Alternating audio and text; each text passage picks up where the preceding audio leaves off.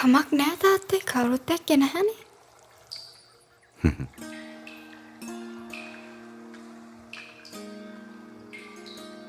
මම දැක්කනේ.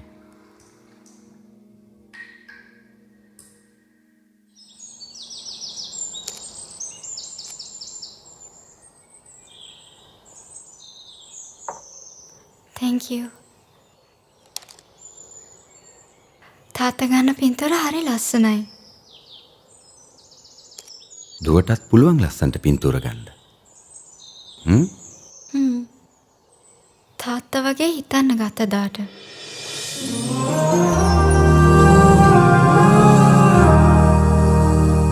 මානව ධර්මතා අපෝ නිර්වචනය කරයි.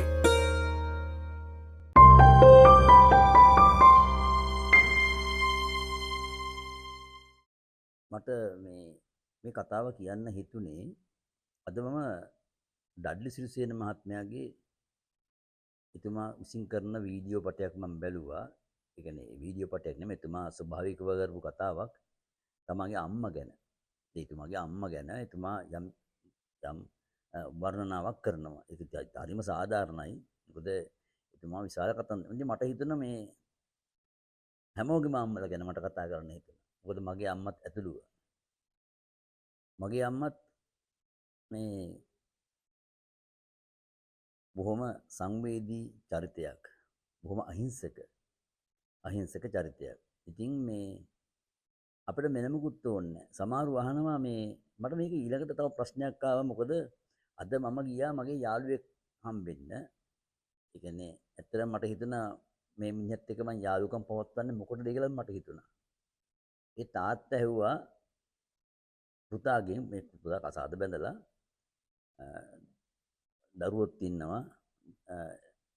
තාත්තෙන් එයා අධිකරණ ශාස්ත්‍රයේ මම ඒක කියන්නේ නැහැ කවුද කියන එක. නමුත් මතක ඒක තමුන්වන්සලා කල්පනා කරලා බලන්න මේ අධිකරණ ශාස්ත්‍රයේ කම නීතිඥෙක් වෙන්න පුළුවන් වෙන යම් කාර්යයක නියුතු කෙනෙක් වෙන්න පුළුවන්. මෙතුමාගෙන් අහනවා තාත්තා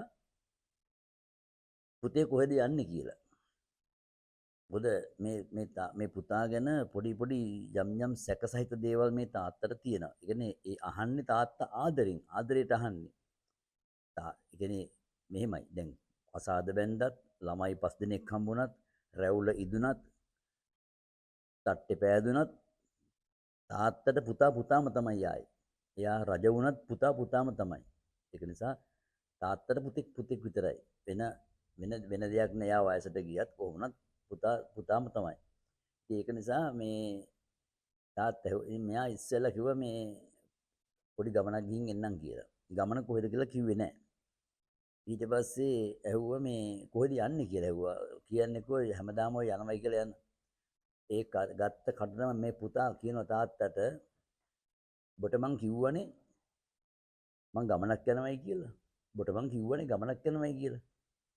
ඊට පස්සේ ওই විදිහට ගිහලා ඉතාමත්ම පරුෂ භාෂාවෙන් මට මේ වීඩියෝ පටින් කියන්න බෑ.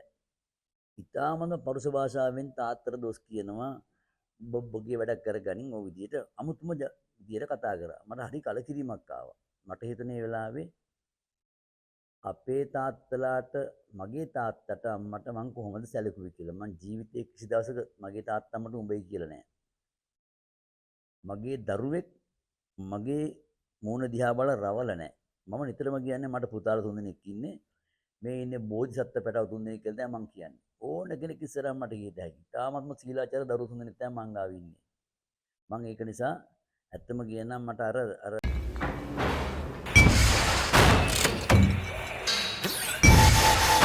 I lost my mind in the city of night,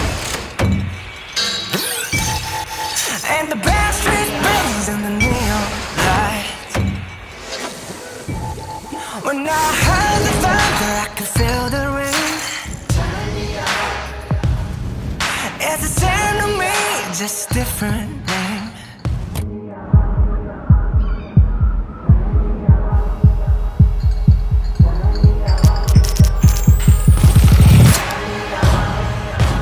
Won't you follow me into the jungle? Ain't no God on my streets in the heart of the jungle. Won't you follow me into the jungle? the jungle. මගේ යාළුවෙක් වුණත් මට හරි කලකිරීමක් ඇති වුණා. මං ඊට පස්සේ මේ අද දවසට වෙච්ච දෙයක් මම මේ කියන්නේ. ඉතින් මේවා කියන්නත් ලැජ්ජයි. නමුත් මේවා කියන්න ඕනේ මේ සමාජයේ ප්‍රගමනය වෙනුවෙන් කියන්න ඕනේ. මොකද මට මේක කියන්න හිතුනේ මම මේ විනාඩි 5කට 10කට කලින් මේ ඩඩ්ලි සිරිසේන මහත්තයා කියපු මේ එතුමාගේ කතාව අහලා ඉවරලා මට හිතුණා මේක වීඩියෝ එකක් කරන්න ඕනේ කියලා. ඉතින් මේ ඔන්න ඔහම තමයි තත්ත්වේ. ඒ කියන්නේ කවදාවත් තමන්ගේ දෙමාපියන් දිහා රවලවත් බලන්න ඕනේ නැහැ කියන එක තමයි එහෙම වැරදි වැඩක් ඒක. ඊළඟට තව එකක් මම කියනවා මගේ ඥාතියෙක් දවසක් මට ඉඳන් කියනවා අපේ අම්මලා ඉතින් අපිට මොනව කරලාද? අපේ අම්මලා අපිට මොනව කරලාද? මම දැන් මොනවද නොකර තියෙන්නේ? ඊට පස්සේ නගෙන කියන ඉතින් තව කතන්දර ටිකක් තියෙනවා. ඊට පස්සේ මම කිව්වා මුකුත් කරන්න ඕනේ නැහැ. උඹලා අවුරුදු 5ක් 6ක් වෙනකන් උඹලා කක්ක දාගෙන හේදුවේ නෑනේ. උඹලගේ කක්ක හේදුවේ අම්මනේ. උඹලට කැව්වේ අම්මලානේ. මම උඹලා කොච්චර කළා මම කක්ක හේදුවද? උඹලා ඔය අද්දකින් අම්මලා කොච්චර කල්බත් කැව්වද? මම කිව්වා ඒක ඇති කියලා. මම කිව්වා කැත කතාව අහන්න එපා කියලා. අපි කාගෙත් එහෙමයි. අපි කාගෙත් දෙමාපියෝ අම්මලා විශේෂයෙන් අම්මලා ඕනම කෙනෙක් ඇති දැඩි වෙනකන් අවුරුදු 5ක් 6ක් වෙනකන් කක්ක ටික හොදනවා. ඒක නැති කියලා කියන්න බෑ කාටවත්. නෑ නෑ අපි තමයි පොඩි කාලේ නම් හොදගත්තේ. අපි තමයි බත්තරන් කැව්වේ. ඔන්න ඔය ටික වෙන මව්පිය ගුණ වර්ණනා කිසිදයක් ඕනේ නෑ. අපිට කිරි දීපු ඕනෙත් නෑ. කිරි නැත්නම් පිටි බොන්න බැරියයි. කිරි නැතුවම හැදෙන ඇත් ඉන්නවනේ. නමුත් අර ටික ඇතිනේ. ඉතින් අපේ මේ ඇති වෙච්ච නහය කන් ඔක්කොම හොඳට හදලා කරලා ඉවර වෙලා නාවල කවලා පොවලා ඔක්කොම කරලා ඉවර වෙලා අපි හැදුවේ දෙමාපිය. ඔන්න ඔය ටික හොඳට මතක තියාගත්තම ඇති. මොකද අර ඩඩ්ලි සිරිසේන මහත්තයා කියපු වචනෙට මම තව මේ ඌණ පූර්ණයක් කරේ. මොකද අදම මට හම්බුණා යාළුවෙක් මගේ යාළුවෙක් අන්න අර විදිය අමු දුෂ්ට මම ඉතින් ඇත්තටම මේ මම කනගාටුනා මම අන්තිමට මම කියන්නම් මම නොකිය විදියක් කමන්නේ නැහැ කියලා මට හිතුණා. නමුත් මේ ඇත්තම කියන්නම් එතුමා ලෝයර් කෙනෙක්. එයා නීතිඥ මහත්තයෙක්. මට හරි කනගාටුවක් ඇති වුණා මේක කියන්න. මොකද මේ අසත්පුරුෂ දරුවෝ කවදාවත් මම ඉල්ලීමක් කරනවා තමන්ගේ අම්මා තාත්තට කවදාවත් රවන්න එපා. ජීවිතේ කිසි දවසක රවන්න එපා, ගොරවන්න එපා, අර එහෙම කතා කරන්න එපා. මොකද ඒ තමන්ගේ අම්මා තාත්තට කරන දේවල් තමන්ට කවදා හරි ඒවා අපි යුතුයකම්, වගකීම්. ඒ යුතුයකම් සහ වගකීම්. මොකද හේතුව දැන් මගේ ගෙදර මම හරි අමාරුවෙන් තමයි මේ ගෙවල් දොර හදාගත්තේ. නමුත් මම මුලින්ම කරේ මගේ අම්මා තිටිය මං ගාව. මම අම්මගේ කාමරේ හැදුවා ඉස්සෙල්ලම. අම්මා නිදා ගන්න කාමරේ. ඒකේ හොඳට ඇඳක් තියලා net එකක් දාලා මුලින්ම ටයිල් කරෙත් මගේ අම්මගේ කාමරේ. අපි හැමෝම හිටියේ ටයිල් නැති කාමරේ. මගේ දොර පුතාලා ඔක්කොම පොඩි. දන ගාන වයසේ අත දරුවෝ තමයි හිටියේ. නමුත් මම ඒ හැමෝටම වඩා මගේ අම්මගේ සැප බැලුවා මම. එතකොට මගේ රස්සාව නැතුව හිටපු කාලේ. මම අවුරුදු 10ක් 15ක් රස්සාව නැතුව හිටියා. ඒක නැතුව හිටියා කියන්නේ මේ දකුණු පළාත් එකේ කට්ටිය එකතු වෙලා මගේ රස්සාව නැති කරනවා. මම ඒ වුණාට මගේ අම්මට කරපු සැලකිලි මම ඒව නැති කරේ නෑ. අම්මගේ බෙහෙත් ටික ඔක්කොම මම ඒව කරලා දුන්නා. අම්මගේ කාමරේ අම්මගේ ඒ සියලුම දේවල් අම්මට කරන්න පුළුවන් හැකි උපරිම යුතුයකම මම මගේ පැත්තෙන් මම කරා. ඒක නිසා මම ඇත්තම කියන්න. ඒකේ ආශිර්වාදයක් වශයෙන් තමයි අදත් මම සතුටින් ජීවත් වෙනවා. අන්න ඒක නිසා කාටවත් මම කියන්නේ තමන්ගේ අම්මා වෙනුවෙන් තමන්ගේ තාත්තා වෙනුවෙන් අර වගේ වචන අතාරින්න එපා. මේවා ඉතින් ඇත්තටම මේවා උගන්වන දහම් පාසල් යන්න ඕනේ නැහැ. තමන්ගේ ගෙදර තමන්ගේ දරුවෝ හදාගන්න තමන්ගේ දරුවෝ හදාගන්න දෙමාපියෝ විසින්. දෙමාපියෝ වැරද්දක් කළොත් තමයි දරුවෝ නොමග යන්නේ. ඒ නිසා දරුවෝ නොමග ගියා නම් ඒකේ සම්පූර්ණ වගකීම් බාර ගන්න දෙමාපියෝ. දහම් පාසලවත් නෙමෙයි. තමන්ට හොඳ දැන් මගේ දරුවන්ට මම හොඳ නරක කියලා දෙන්නේ මම කවදාවත් මගේ අතින් මගේ දරුවට පහරක් ගහලා නැහැ. කිසි දවසක ගහලා නැහැ.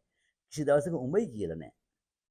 ඒ දරුවා මගේ දිහා රවල බලලා නැහැ. මට බය නැතුව කියන්න පුළුවන් මං ගාව ඉන්නේ බෝධිසත්ව පැටව 3 දෙනෙක් කියලා. ඇයි ඕගොල්ලන්ට එහෙම කියන්න බෑ. ඒක නිසා බය නැතුව මම කියනවා තමන් සීලාචාර වෙන්න ඉස්සෙල්ලම. අර මට අද මුණ ගැහිච්ච අර එක නීතිඥ මහත්තයෙක් මේ අහලා පහලම තමයි වැඩි දුරක් නැහැ. මම නම කියන්න ඕනේ නැහැ. මේක දැනගත්තත් කමකුත් නැහැ අත්තසම කියන්නම්. කතා කරේ තාත්තට කතා කරේ අමු පරුෂ භාෂාවෙන්. පරුෂ භාෂාවෙන්. ඒක ඉතින් දවසක් දෙකක් නෙමෙයි.